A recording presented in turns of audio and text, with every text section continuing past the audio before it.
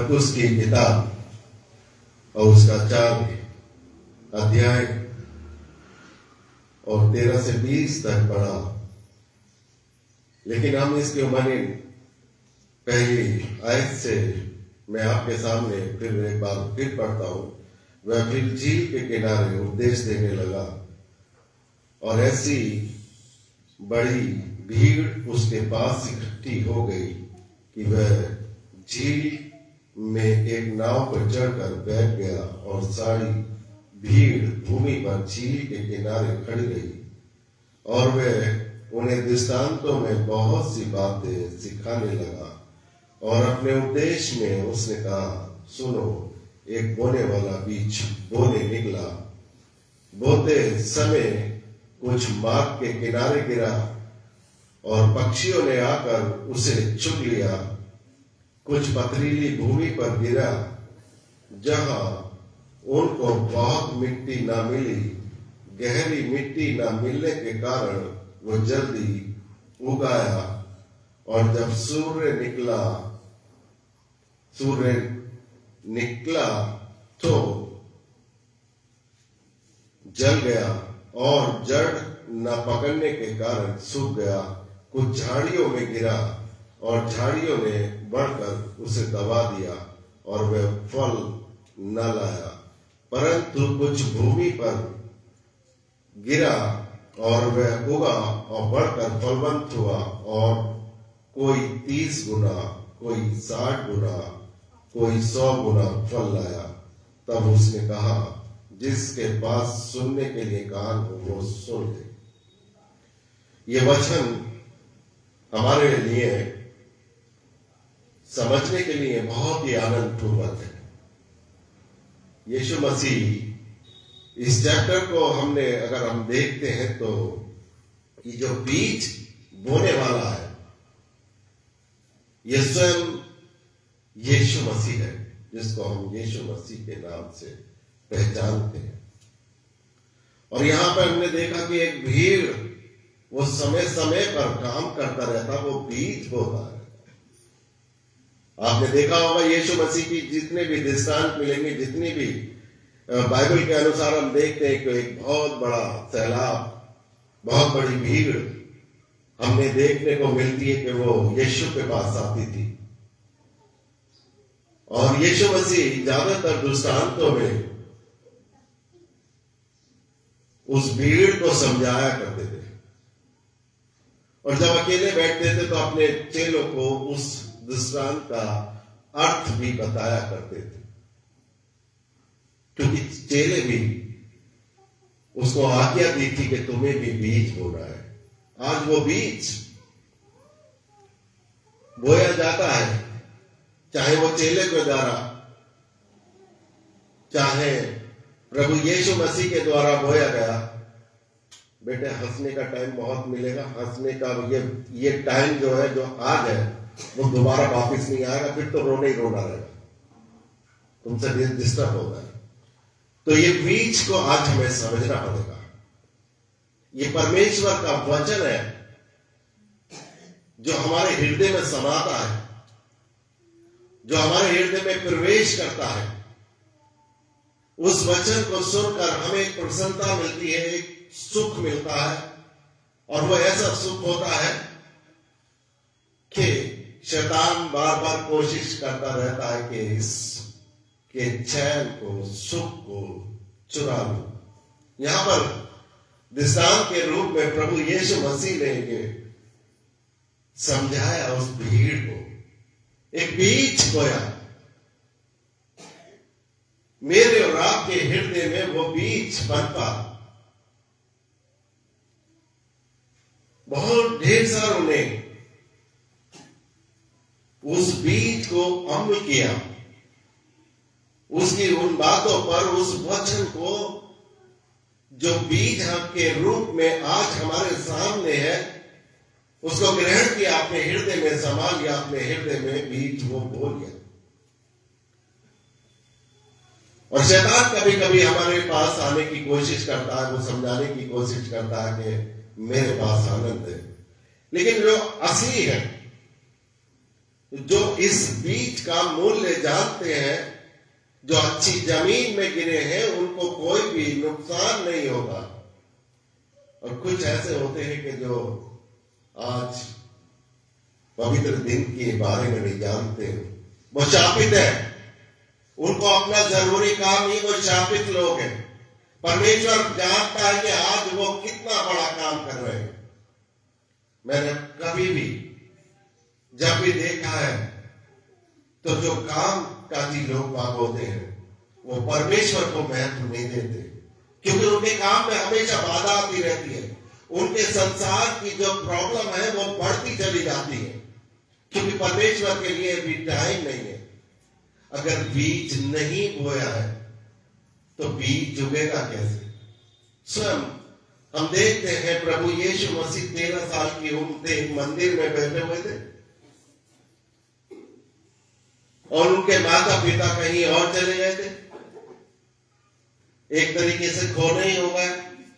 और वो ढूंढते ढूंढते मंदिर में वापस आए तो देखा तो यीशु मसीह, बड़े बड़े जो वैज्ञानिक लोग थे, जो उस समय के याजक कहलाते थे, वो उनके साथ उनकी वार्ता और इतनी वचन से 13 साल का बच्चा बात कर रहा था। और किसी ने कहा कि तेरे माता पिता तुझे परेशान है और वो बाहर खड़े हुए तुझे बुला रहे हैं। तो प्रभु यीशु मसीह ने कहा था कि कौन मेरी माता, कौन मेरा पिता? मेरे माता पिता वो हैं जो वचन को सुनते हैं। यहां पे बहुत ढेर सारी भीड़ आ सकती है। अभी क्रिसमस के मौके पे इतनी भीड़ हो जाएगी कि बाहर भी बैठने का मौका नहीं मिलेगा, लेकिन वो वचन को सुनने के लिए नहीं आते। उनका वचन से कोई वास्ता ही नहीं है, क्योंकि उनके अंदर जो बीज बोया जाना था वो बीज उगा ही नहीं। उनके जो हृदय की जो मिट्टी है वो पथरीली है, जिसको पानी ना मिलने के कारण सूरज ने उसको जला दिया। हम लोगों के पास परमेश्वर का विश्वास कितना होना चाहिए? क्या है हमारे पास? परमेश्वर की वो अमानत हमारे पास कितनी है?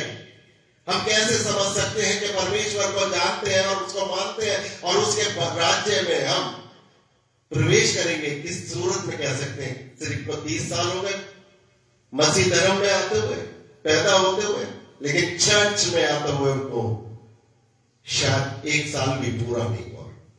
जिनको 30 साल बरस हो गए एक मसीह घराने में, वो ये समझते हैं हमारा जन्म हो गया है मसीह घराने में। हमारे बाप के भी बाप वो तो ईसाई थे। ईसाई होना ना होना ये इस तरीके की बात नहीं होती है। आपके अंदर क्या बीज है? आपके अंदर वचन कितना प्रवेश कर रहा है? आपके अंदर बीज जो उगा है, जो पेड़ उगा है, वो कितना बड़ा हो चुका है और उससे किसको फायदा है? वचन ही बताता है कि राई के दाना कितना होता है? छोटा सा होता है। सारे बीजों से छोटा होता है राई का दाना, लेकिन जब उसका पेड़ बनता है तो वो सारे साग और जो जितने भी बड़े पेड़ होते हैं, जो साग सब्जियों वाले जो पेड़ होते हैं, उनसे बड़ा होता चला जाता है राई का दाना। और जब वो इतना बड़ा पेड़ हो जाता है तो पक्षी आकर उस पर बसेरा करते हैं, उस पर आनंद करते हैं, गीत गाते हैं। जो स्वर्गदूत गीत गाते हैं वही पक्षी उन पेड़ों पे बसेरा करके आनंद खुशियां मनाते हैं और प्रभु के लिए धन्यवाद करते हैं। उन पक्षियों से सीखो जो सुबह सुबह 4 बजे से प्रभु का धन्यवाद करते हैं। और एक मनुष्य जाति है जिसको हमेशा मौका परमेश्वर देता है, हर रोज देता है। वो मनुष्य जाति उस ईश्वर को पहचानना नहीं चाहती। जो सनातन ईश्वर है, जो सनातन ईश्वर है, उसको पहचानने से आज इनकार करती है। बड़े दिन पर ही चले जाएंगे, थोड़े से कपड़े बनवा लेंगे और थोड़ा सा पार्टी का रूप हो जाएगा, हम चले जाएंगे क्रिश्चियन और मार्केट में जाके मैं क्रिश्चियन हूं। बड़ी शर्म की बात होती है। मार्केट में जाकर कहते हैं हमारा बड़ा दिन है, उनके लिए तो कोई बड़ा दिन नहीं है, सब छोटे ही दिन है, क्योंकि परमेश्वर ने उनको ना बड़ा बनाया है, ना उनके लिए कोई दिन बड़ा बनाया है। वो परमेश्वर के उस कदम से पीछे हटते हैं जो शैतान के राज्य में वारिस होते हैं, जो शैतान के अधिकार में रहना चाहते हैं। और जो शैतान हमेशा कोशिश करता रहता है कि जब परमेश्वर की तरफ आपके कदम बढ़ते हैं तो शैतान बराबर अटैक करता है। करता नहीं करता है? आदम और हवा को हम देख चुके, अटैक करा था।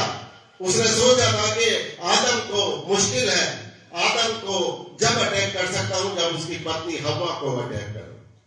उसने पत्नी के रूप में पत्नी के पास जाकर और शैतान ने बरगलाया, ये फल खाने में कितना सुंदर है, सुहावना है, और ये परमेश्वर ने तुमसे गलत कहा है, अगर इसको खा लोगे तो वो अमर हो जाओगे।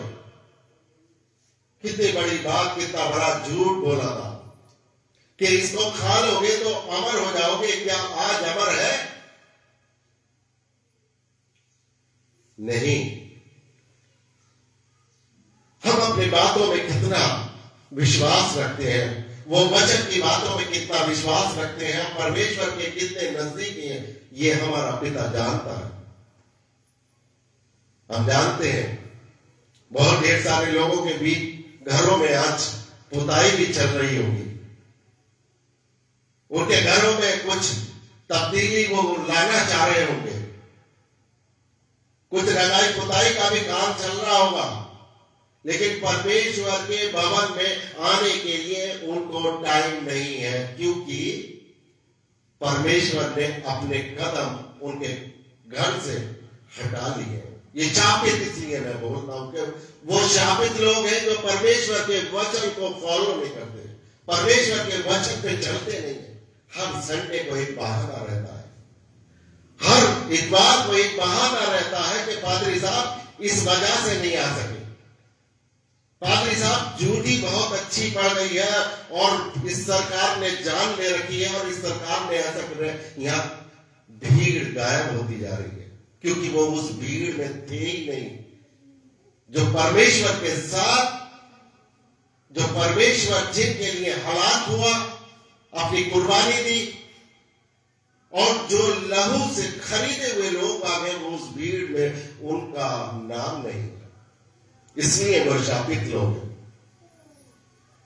हम लोग परमेश्वर के लिए बड़े बड़े बात करते हैं, परमेश्वर के लिए बड़े बड़े काम करना चाहते हैं, उसके लिए हम क्या कर सकते हैं? परमेश्वर ने एक नियम बनाया है कि परमेश्वर ने एक बात हमें बताई है, एक मार्ग हमें बताया है, उस मार्ग पर हम चलकर दिखा सकते हैं और उस परमेश्वर के लिए काम कर सकते हैं। बीज हमने अब क्या बोना है? परमेश्वर यीशु मसीह बीज बो के चला गया, और आज जो दुनिया के अंदर जो मसीहत देखी जाती है, वो प्रभु यीशु मसीह ने 12 शिष्यों के द्वारा वो बीज बोए। वो भीड़ तो जरूर इकट्ठा होती थी, कहीं कहीं पर हमें देखने को मिलते हैं 7,000 की भीड़, कहीं 5,000 की भीड़, कहीं पर कोई सी भी भीड़ होती थी, लेकिन सारे के सारे वो परमेश्वर के लोग बात नहीं थे। कुछ रोटी खाने के लिए आते थे उसके पास, उनको भूख, दुनियावी भूख थी कि हम भूखे हैं। आज भी चर्चों के अंदर देखते हैं, हम जाते हैं, बड़े बड़े लंगर चलते हैं, उन चर्चों में भी बहुत भीड़ रहती है। कुछ लोगों ने अपने अपने आशियाने बना रखे हैं कि उसको चर्च की एक स्थापना दे दी है, वहां लंगर चलाए जाते हैं। लोग बात क्या करने जाते हैं कि फलाने चर्च में चलो, वहां लंगर है, हमारी भूख मिट जाएगी। लेकिन जो बीज आपके अंदर डाला गया है, जो बीज आपके अंदर बोया, वो समाप्त होता जाता है, क्योंकि भूख परमेश्वर की भूख नहीं, रूहानी भूख नहीं, दुनियावी भूख में आज आदमी परेशान है। आज का जो आदमी है वो दुनियावी भूख से परेशान है, वो यही कोशिश करता रहता कि आज घर के अंदर ये चीज नहीं है, आज घर के अंदर वो चीज नहीं है, आज कोई रिश्तेदार आने वाले हैं, आज बेटी की शादी है तो कैसे होगा, आज हमें ये काम करना है, उसमें उस सामर्थ्य पिता का कोई योगदान नहीं समझते, वो सब कुछ देने वाला है। हम इंसानों से मांगने लगते हैं, हम इंसानों से मांगने लगते हैं, हम उन पे विश्वास करने लगते हैं जो खुद किसी को देना नहीं चाहते हैं, क्योंकि वो परमेश्वर के नजदीकी में नहीं है। परमेश्वर ने कहा कि जब तुम मेरे पास आओगे तो मैं तुम्हारा हाथ इस तरीके से करूंगा, देने वाला बना हुआ। उसने हमें पूंछ नहीं बनाया, उसने हमें सर बनाया। क्यों बनाया? इसका मतलब है कि हमें सर्वश्रेष्ठ बनाया। लेकिन हम लोग, जो शैतान ने हमारे पास आकर और हमें लालच दिया है, और हम एक दूसरे के स्वार्थ में इतने फंसे रहते हैं, इतने फंसे रहते हैं, उनकी चीजों की कोशिश करते रहते हैं कि ये चीज हमें मिल जाए, ये चीज हमें मिल जाए, लेकिन कभी ये नहीं सोचते कि परमेश्वर का वो बीज जिसको वचन हम कहते हैं, वो वचन मेरे अंदर आ जाए। कभी नहीं। और जिनके अंदर वचन आ चुका है, उनको पवित्र सामर्थ्य मिली हुई है। वो परमेश्वर से जो चीज मांगते हैं, वो परमेश्वर कुछ घंटों के अंदर उनको दे देता है। बार बार मैं अपने बच्चों को, अपने बड़ों से ये बात सिखाना चाहता हूं कि आपका जो पिता है, आपका जो ईश्वर है, वो देने वाला है, ना कि लेने वाला। इस दुनिया के अंदर जितने भी ईश्वर आए, सबने कुछ कुछ लिया, जान तक भी ले ली, लेकिन आपके परमेश्वर ने, जिस परमेश्वर को हम कह रहे हैं कि उसका बीज सामर्थ्य है, उसने अपनी जान खुद दे दी, आपकी जान बचाई जा सके। क्या इस बात को मानते हैं? इस बात को हम जानते हैं, हमारे लिए उस परमेश्वर ने कितने बड़े बड़े काम किए। हम उस बात को भी नहीं जानते कि परमेश्वर रोजाना मेरे और आपके लिए कितने बड़े बड़े काम करता रहता है। अगर हम किसी सफर से आकर अगर बैठे हैं और हम सुरक्षित अपने घर में आ चुके हैं, तो परमेश्वर की वो सामर्थ है, जो परमेश्वर की सामर्थ हमारे लिए काम करती है। नेटवर्क उससे जुड़ा रहता है, वो डाटा हमसे जुड़ा रहता है। अगर उसका संबंध छूट जाए, उसका कनेक्शन टूट जाए, उसका डाटा अगर हमसे संबंध खत्म कर ले, तो हमारी मृत्यु लाजमी है। हम जिंदा नहीं बच सकेंगे इस पृथ्वी पर, एक क्षण भी, एक सेकंड भी हम जिंदा नहीं बच सकेंगे। फिर भी उस सामर्थ्य पिता को हम जानते नहीं, उसके बीच बोने को नहीं जानते। हम अपनी क्रियाओं में, लीलाओं में लगे रहते हैं कि हमें आज करना क्या है। आज संडे है, आज हमें जाना है, लेकिन उस पिता के पास नहीं जाना, अपने लोगों से मिलने के लिए जाना है। क्यों जाना है? क्योंकि लोग हमें कह सके कि हम पुराने ईसाई हैं।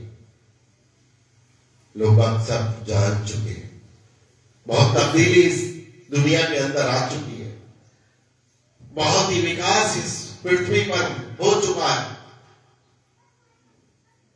अपने घर में बैठे बैठे लोग बात पता लगा देते हैं कि आज आप घर में हैं और किस वजह से है, आप घर से बाहर हैं किस वजह से है। आज इतना विकास हमारे सामने आ चुका है, और हम खुदा के भवन में आकर झूठ बोलने की कोशिश करते हैं कि आज क्यों नहीं।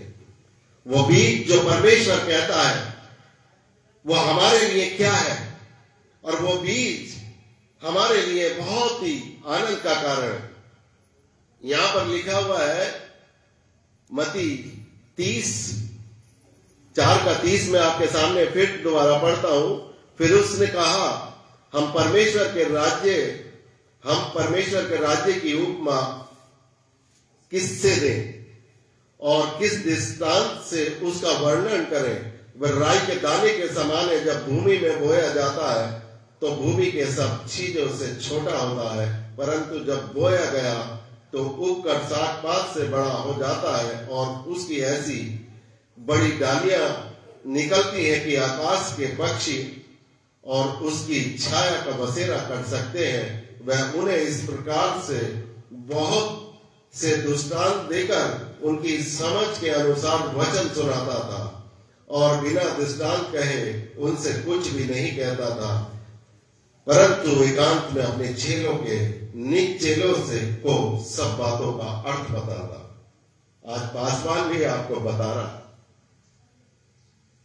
आपके घर में जो भी पासवान आते होंगे वो अगर परमेश्वर की तरफ से है, क्योंकि कुछ लोग बगैर परमेश्वर की तरफ से है, वो जो परमेश्वर की तरफ से है वो कोई चर्च में आने के लिए मना नहीं करेंगे। वो सबसे पहले यही कहेंगे कि आप परमेश्वर के उस भवन में जाओ। बाइबल को गलत तरीके से तोड़ मरोड़ के पेश किया जाता है। वो प्रचारक जो कहते हैं कि नहीं, ये तो ईंट और गारे का, ईंट और पत्थर का घर है, लेकिन असली परमेश्वर का जो मंदिर हो वो हमारा हृदय, ये बात सही है। लेकिन उसने कभी भी कोई बाइबल में ये नहीं लिखा कि तुम उसके पवित्र भवन में न जाओ और अपने घर को ही मंदिर बना लो, कहीं ऐसा भी नहीं लिखा। आज हम देख रहे हैं अपने हसनपुर के अंदर चेहरे आग लगी हुई है, उनके घरों में आग लगी हुई है, चाहे वो कितने ही बड़े क्यों ना थे, कितने बड़े अरबपति क्यों ना थे, लेकिन उनके घर में शांति नाम की चीज नहीं है, क्योंकि परमेश्वर का बीज जो डाला गया था वो परमेश्वर का बीज का पेड़ बना ही नहीं। आज परेशानियां ही परेशानियां सामने नजर आती हैं। जो प्रचारक अपने आप को कहते हैं वो प्रचारक आज परेशान है, वो प्रचारक आज परेशान है। वो खुदा का जो तरफ का जो बीज है वो ना बोकर वो गलत कामों में लगे पड़े। जब परमेश्वर का वचन सुनते हैं तो एक आनंद मिलता है और उससे हमें बहुत बड़ी प्रेरणा मिलती है। उससे हमारा परिवार सुरक्षित रह सकता है, हम सुरक्षित रह सकते हैं, हमारे आने वाली नस्ल सुरक्षित रह सकती है। क्यों? क्योंकि उसमें शैतान का कहीं से कहीं पर भी कोई रोल ना दिखाई दे। हम इतने फलवंत हो जाए, बीज को, वो जो बीज, वचन का जो बीज है वो हमारे अंदर कितना आ चुका है, उस बीज को आज समझने की कोशिश करनी पड़ेगी। वरना ऐसे ही चर्च में आइएगा, ऐसे ही चले जाएगा, कोई आपको फायदा नहीं होगा। चर्च में जाकर अगर आपके हालात ना सुधरे तो भाई लोगों, ये गाना सुनने की मंडली नहीं है कि गाना सुनकर खुश होकर आप चले जाएंगे। वचन जो बीज है आपके हृदय में नहीं घुसा तो उन गानों का कोई मतलब नहीं है, उस वचन का कोई मतलब नहीं रह जाता है। आप कितने सज धज के इस भवन के अंदर क्यों नहीं आ जाते, लेकिन अगर आपके अंदर वो बीज नहीं है तो उस सजने का भी कोई फायदा नहीं है। वो बुरे समय के लिए आप सोच के देखिएगा कि वो एक टाइम आने वाला है, आपके पास एक बुरा समय आने वाला है। क्या आपने अपने अंदर कुछ हथियार ऐसे पैदा कर रखे हैं, अपने पास में रख रखे हैं कि वो हथियार आपको सुरक्षा कवच दे सके, उस शैतान से बचा सके? क्या आपके पास वो हथियार है? नहीं।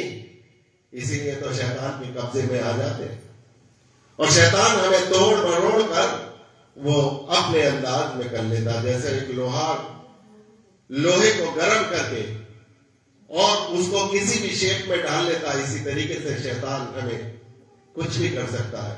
बहुत लोग बात मैंने देखे जो मसीहत में आते थे और वो आगे आके बैठते थे, आज वो शैतान के चुंगल में आके शैतान ने अपनी तरीके से उनको तोड़ मरोड़ दिया।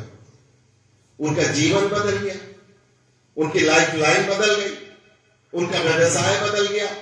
जहां वो नेकियां करते थे, नेकियां दिखाते थे, नेकियां करने की कोशिश करते थे, आज वो बदियां ही बदियां कर रहे हैं। उनकी लोग कोई प्रशंसा नहीं कर रहा। क्यों ऐसा? क्योंकि उनके अंदर जो बीज बोया गया था वो बीज उगा ही नहीं। आप परमेश्वर का मंदिर हो, ठीक है, वो बीज आपके अंदर वो उगेगा नहीं तो आप मंदिर भी नहीं कहला सकते। वो बीज में कैसे शामिल हो सकते हो? वो पेड़ बन के कैसे दिखाई देगा। आज मुझे और आपको वो मजबूत डालियों की तरह जो जिक्र आया है कि एक राई का दाना जो सबसे छोटा होता है और वो भी इतना बड़ा पेड़ का रूप, विशाल रूप बन जाता है कि जिसमें पक्षियां बैठ के और आनंद मचाते। हम सब लोग परेशान रहते हैं कि शैतान हमारे ऊपर अटैक ना कर दे, शैतान हमारे ऊपर हमला ना कर दे। अगर आप परमेश्वर से जुड़े हुए हैं, आप उसकी पवित्रता में हैं, आप उसको अपने हथियारों से लैस है, परमेश्वर ने जो आपको हथियार दिए हैं उसके हथियारों से लैस है, तो शैतान आपको कभी भी आपको खतरा बनकर नहीं दे सकता, कभी नहीं आ सकता। हम मुंह से कहते रहेंगे कि हम शैतान हमारे पास आता है, रात को हमें दिखाई दिया, सुबह हमें दिखाई दिया। शैतान नहीं, आपके अंदर जो एक विचार उत्पन्न हुए हैं, जो आपके अंदर जो एक कमजोरी उत्पन्न हुई है, जो बीज को पहचाना नहीं, उस बीज को न पहचानने के बाद वो चीज आपके अंदर समझ आती है और सब चीजों का विश्वास करने के बाद ही अमल होता है। परमेश्वर के राज्य के वारिस हम कैसे बन सकते हैं? परमेश्वर के राज्य के वारिस हम किस तरीके से बन? क्योंकि परमेश्वर के बीज बोने का मतलब हमें एक सामर्थ्य बनाना था, एक ताकतवर बनाना था।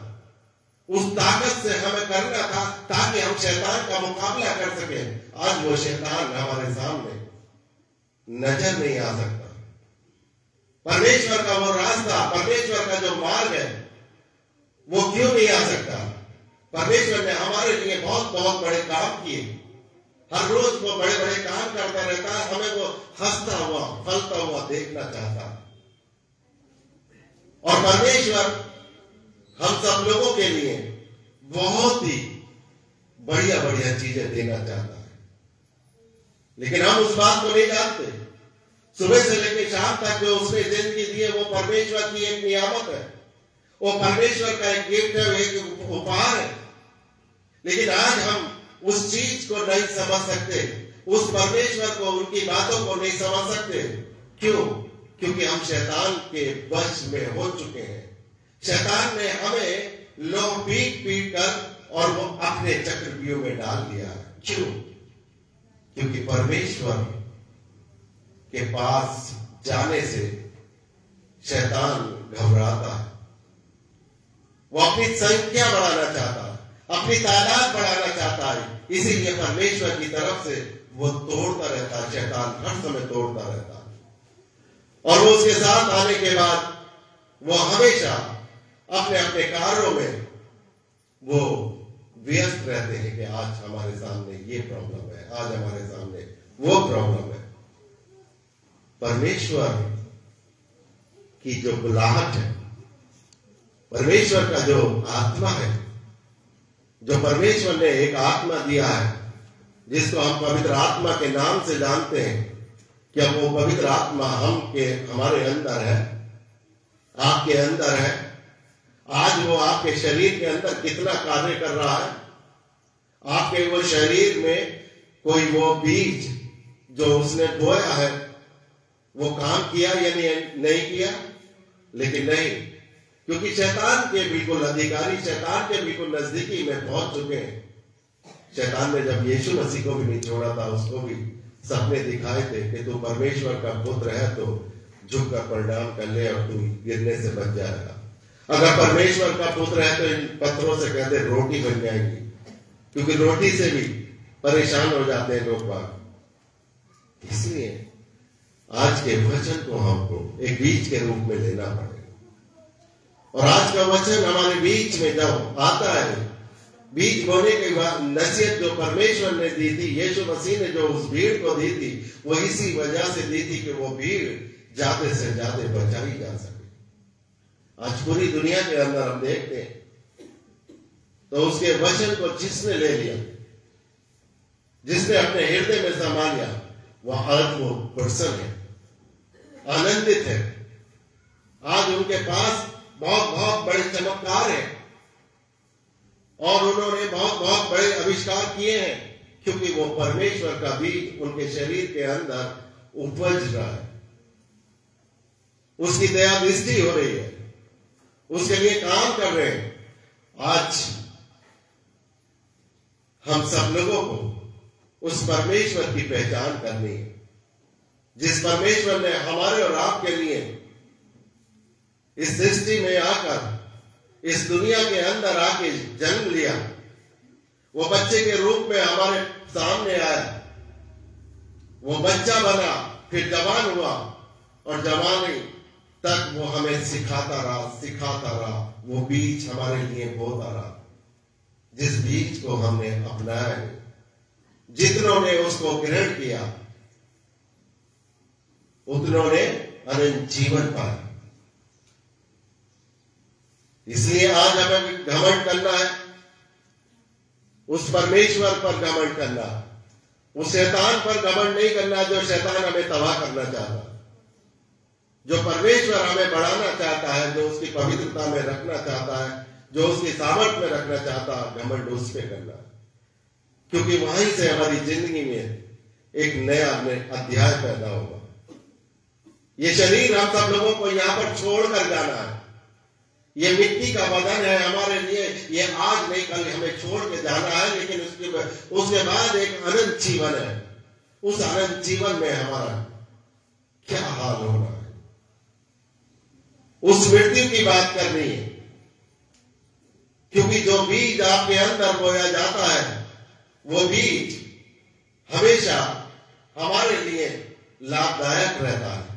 और जो शैतान हमें बरगलाता है, वो शैतान नहीं चाहता कि हम आनंदित हो। उन पेड़ पर बैठे पक्षियों की तरह आनंदित नहीं हो, हम रोते रहे, बिलखते रहे और हमेशा अपनी समस्याओं में पड़े रहे। परमेश्वर आपको और मुझको और हम सब लोगों को अपने विश्वास में रखना चाहता, अपनी संगति में रखना चाहता। इसीलिए हम सब के लिए ये अच्छा एक मौका है। बड़े दिन आने से पहले हम अपने जीवन को बदलें, अपने विचारों को बदलें, अपने उन चीजों को सब बदलें। हम कपड़ों को तो बदलते हैं, लेकिन अपने शरीर को नहीं बदलते, अपनी आदतों को नहीं बदलते, अपने घमंड को नहीं बदलते, अपनी उस सारी चीजों को नहीं बदलते। जैसा कि इस बीच के मौके पे हम उसी वचन को, हृदय रूपी वचन को चुरा ले जाता है जब शैतान हमारे पास से, तो पुराने दिनचर्या में हम पड़े रहते हैं। अगर हम देखते हैं कुरिन्थियों की और उसकी 9 की और 10 और 11 आयत में आपके सामने पढ़ता हूं आखिर में। इसमें ये लिखा है कुरिन्थियों, दूसरा कुरिन्थियों और उसका 9 का 10, उसमें वचन हमें बताता है, अतः जो बोने वाला बीज और भोजन लिए रोटी देता है, वह तुम्हें बीज देगा और उसे फलवंत करेगा और तुम्हारे धर्म के फलों को बढ़ाएगा। तुम हर बात से सब प्रकार की उदारता के लिए जो हमारे द्वारा परमेश्वर का धन्यवाद करवाती है, धन्यवाद किए जाओ। यह परमेश्वर मुझसे आपको आज कुछ देना चाहता है। हमारे अंदर का जो बीज जब बन के और वो पेड़ के रूप में शामिल होता है, पेड़ के रूप में दिखाई देता है, तो उस प्रशंसा उसकी परमेश्वर की होती है। और परमेश्वर हम सब लोगों को अपनी छत्र छाया के कवच में रखता है, अपनी सामर्थ्य में रखता है, अपनी पवित्रता में रखता है। हमारे कदम जो चलते हैं वो उसके तरफ चलते हैं। हमारे जब हाथ उठते हैं तो भी परमेश्वर की तरफ के लिए उठते हैं। क्यों? क्योंकि शैतान से हमारा रिश्ता टूट जाता है।